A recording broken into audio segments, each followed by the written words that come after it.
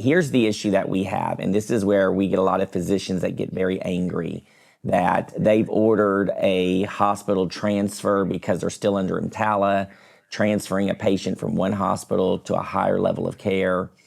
And they prescribed an ambulance, but a payer may come back and say no, or Medicare, for instance, would say, sorry, we don't agree with you prescribing that. And a paramedic may tell a physician, this isn't medically necessary. Physicians are good people, right? On the whole, just like nurses and paramedics and people working in the system want to do a good job. But the challenge is in your medical training, whether it's medical school or medical residency, you see an ambulance and you're like, it's an ambulance. You don't understand the different levels of transport. Just like they don't understand that there are 5 levels of formulary tiering or something that is non-formulary, or know the difference between Medicare or Medicaid.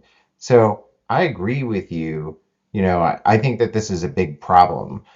I think the biggest part of the problem is that most of the time clinicians don't actually know the different levels of transport that they can order and what it means. It's hard for you as a clinician if you're not entirely aware of all those details. If I asked my average hospital medicine colleague, now, the ER physicians probably know better, but if I asked my average hospital physician colleague about the different levels of ambulance transport, they'd probably stare at me and start blinking and say, there are different levels of ambulance transport? I thought that you just put the patient in an ambulance.